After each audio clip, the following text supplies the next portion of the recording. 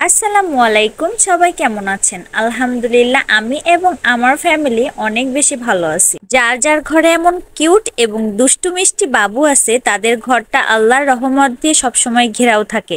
নাহিয়ান এবং নাহিয়ানের বাবা, এই দুইটা ভালোবাসার মানুষ আমার ঘরের ভিতর থাকলে প্রত্যেকটা দিনই যেন ঈদের মতোই আনন্দ হয়।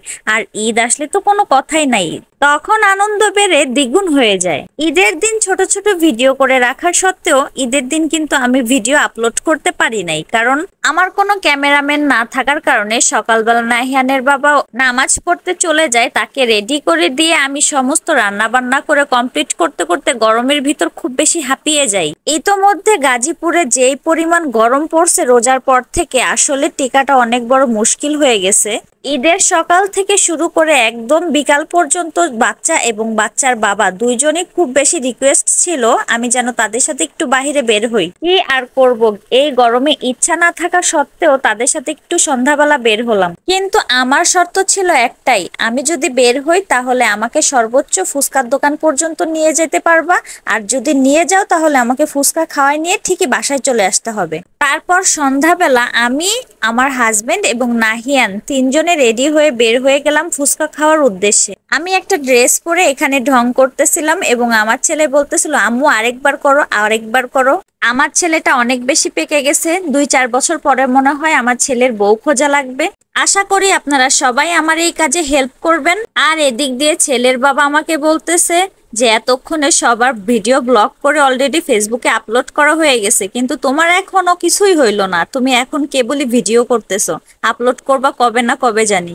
আসলেই এখন এডিট করতে বসে ওর কথাটাই মনে পড়তেছে যে ঈদের 8-10 দিন হয়ে গেছে আর এখন আমি এডিট করতে বসছি।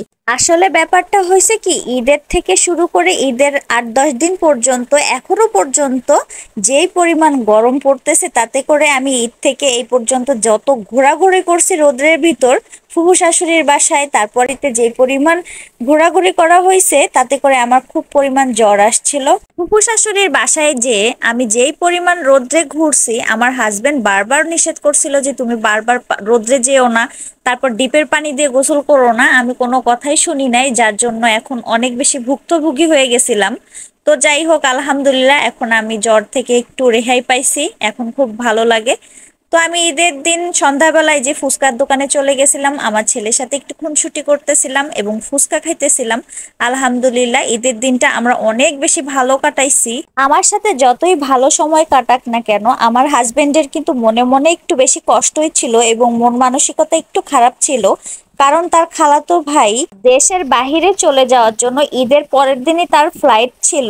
ঈদের দিনটা পরিবারের সাথে কাটানোর জন্য সে তার ভাইয়ের সাথে অনেক বেশি সময় কাটাইতে পারে নাই।